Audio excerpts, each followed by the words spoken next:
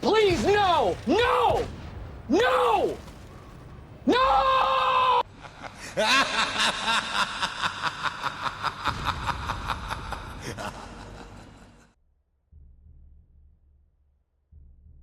Hi guys, and welcome back to the channel. Today I've got two replays in the Czech Tier 8 Premium Medium tank, the General Skoda T27. Now this is a tank that is the direct competitor for your Czech Tier 8 Premium Love with the Ragnarok. Now, is it as good as the Ragnarok? No. No, it's because the Ragnarok is just a ridiculous tank. But is it still a good tank? Well, yes. Yes, it definitely is. I think the Ragnarok is in that category of tanks that are just really, really strong. This is still competitive. It's got a very, very nice rate of fire, a very good intra-clip reload, and it's one of those tanks that you do fire your rounds and you're not sitting around, again, you're not sitting around waiting for too long, which is similar to the Ragnarok.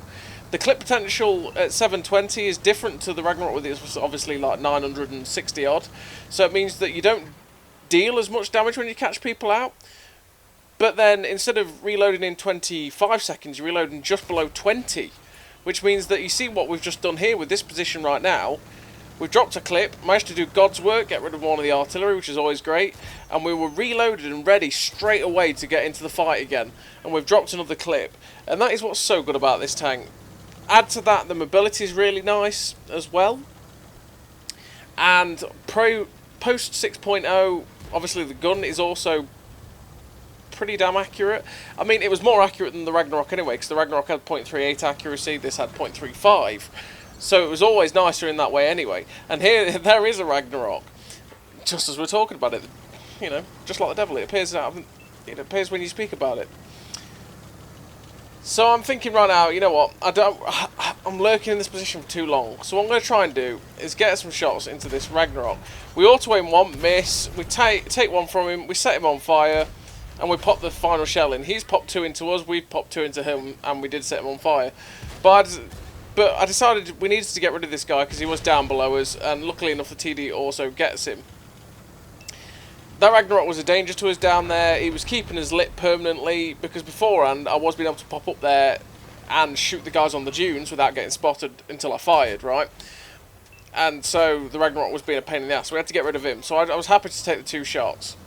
Now this is a position you've really got to watch yourself in, and that's because of the position they've got on the dunes. Now, at the minute, the enemy team has kind of put themselves in not the best place to counter where I was, so we were actually quite safe to use that position and keep farming. But it does happen a lot where they tend to sit on the dunes, outspot you, and just pummel you in that position. You lose so much health, and it's not as worth as it used to be, but it can still be okay. Now, I decided to get out of that position when I did, because I just look at the map. The guys that were on the J line, there's only one guy left. And as soon as that happens, there's going to be no one to spot the dunes, and yeah, you're going to struggle. But what I'm wanting to do now is I'm thinking about the north. If we can't win the south, but we've got enough distraction really for the south, I want to think about winning the other flank.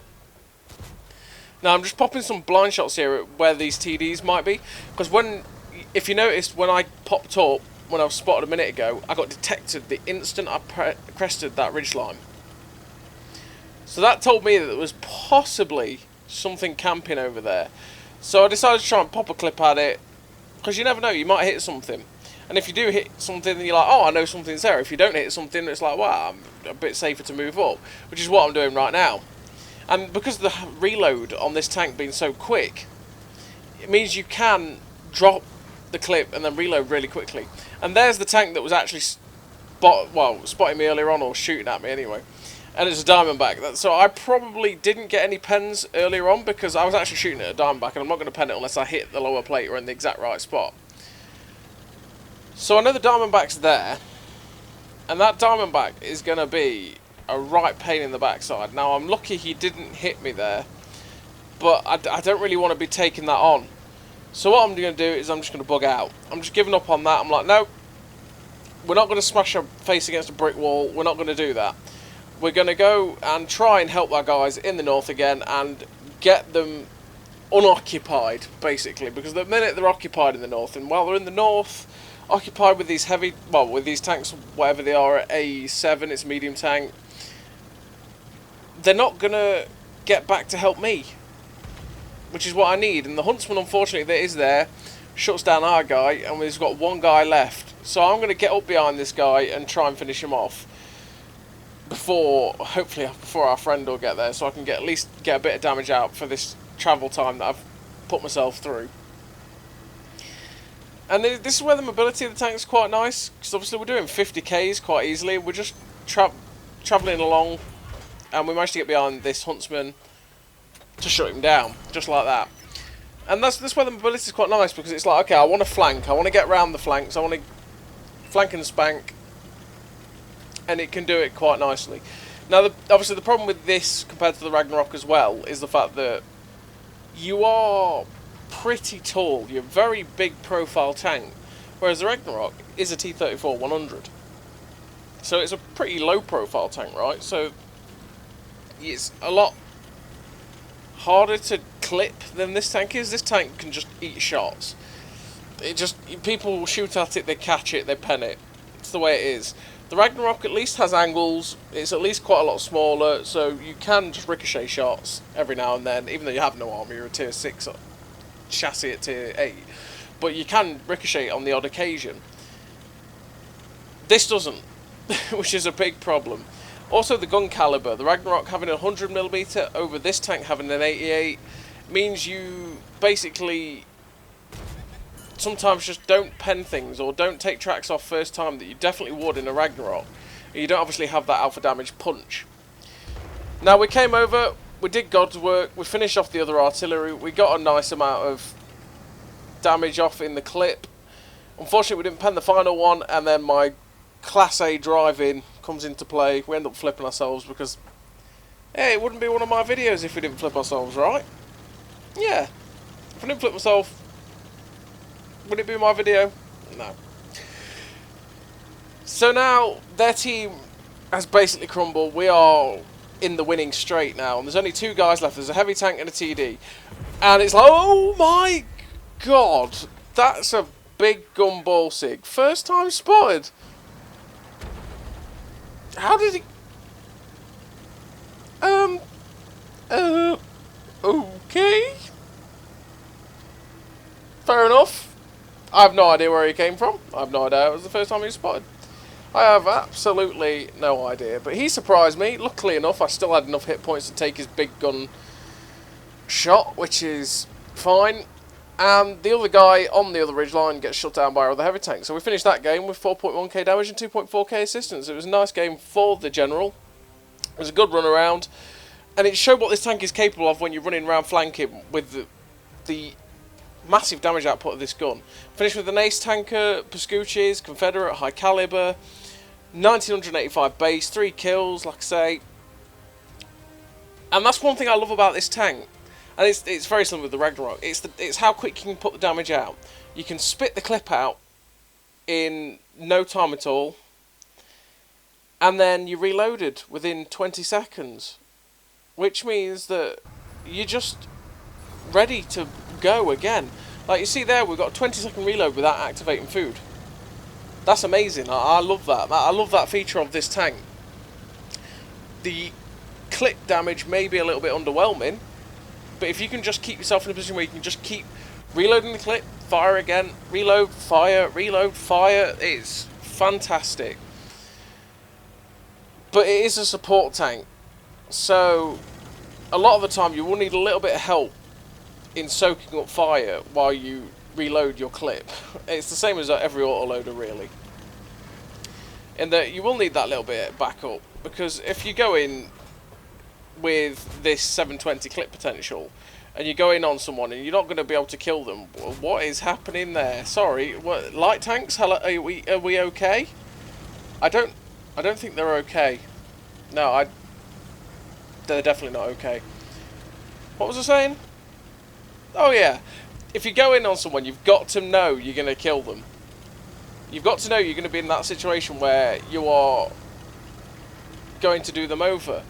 And this is one of those tanks that, unlike the Sergeant Slaughter that's sat in front of me in Swindle, that tank, you know you're going to go in, and there's a lot of situations where you're going to be able to clip out tanks. There's going to be a lot of tanks that are even a third health. You know, they've got a third of the health left. Sorry. You're going to kill them with the Sergeant Slaughter. With this, possibly not. And it's the same with the Ragnarok. You probably are with the Ragnarok, but not this.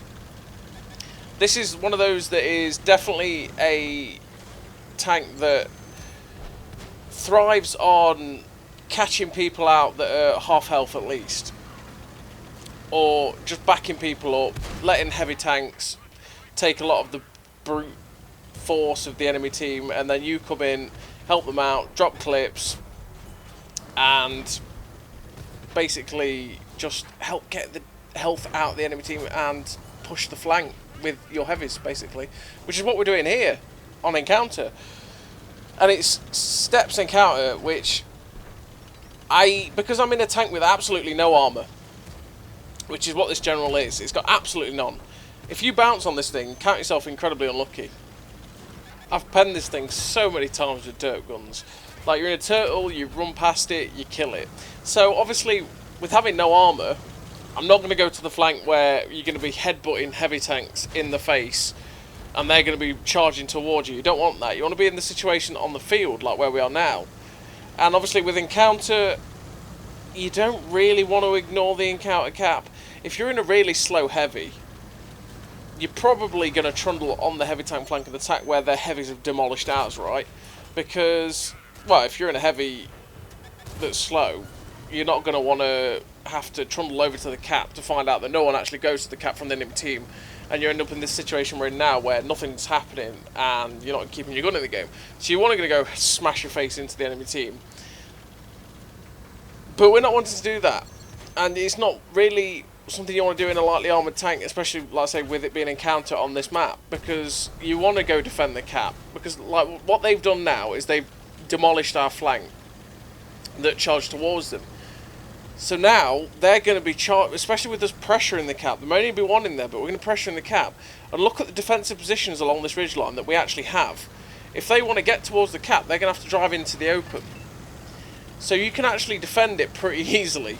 And you get guys like this Emil 1 that are driving in the open, which we unfortunately miss. And then you get, like I said, the IS-3 that's driving in the open. And it means you can get a good farm going. And it's great. And obviously that's what this tank is great for, because of how quick you get back into the fight. Within 20 seconds, you can drop another 720 and you can capitalise on their push. I really do enjoy this tank. It is definitely fun. So now we're trying to angle for a shot on this Emil. Somehow we pen it. He's hull down. I have no idea how we're penning that Emil. But he gets shut down. Unfortunately, Swindle gets shut down to our left. We'll try and pop a shot at the T6100, but unfortunately it misses. And now I'm just watching him, because he's my next target. And there's another heavy tank that is over there with him. So my next clip is definitely... Because I mean, that's one thing you want to be doing in autoload, is you want to be choosing your next target, basically. You want to be like, my next clip is going into you two. And that's what's happening. We shut down this T6100, and now we are angling for a shot at the T26E5. Now he's going to be a little bit awkward to pen, because it is the unskinned Patriot. And you need about 200 pen to go through his upper plate, which means, you know, with our 205, it's not always guaranteed. But, you know, if you've got the accuracy and it's charging towards you, you know, point blank, you're going to get the pen. So we're just waiting for the reload to go in again, so we can actually get to shut these two guys down. I'm pretty confident I'm going to get them. Obviously, Joker shuts down him, and now this Dragon's coming. He was like, I want you! You! And then rams himself on me, so it only takes one shot. Cheers, dude. So there's only two guys left. There's a heavy tank and a light tank. We're just going to go aggressively out to spot them now, because I've got the hit points, right? I can take the hit. And it's a Tiger 2. We spot him out. We get the final two shells into him. And I'm getting the spotting on him. But unfortunately for us, we're not going to get any more damage because we're capped. Capping's for winners. But another great game for the Skoda. It shows what you can do when you can just keep putting out the clips constantly, left, right and centre. We end up with 2 kills, 4.6, nearly 4.7k damage, 1938 base XP. And it was another good tank for another good tank for a great game. Wait. Another great game for a good tank. There you go. We'll get the right way around. Ace Tanker, Confederate, and High Caliber. It's a very nice tank. Would you want this over the Ragnarok if you were going to pick one? No, pick the Ragnarok. But it's still a nice tank, and it's quite fun. And yeah, it's one that I definitely enjoy. And since I've 3-marked the Ragnarok, this is definitely one that I've been playing a lot more to try and push it up for the mark. It's the way it is. So as always, everybody, thank you very much for watching, and I'll see you next time.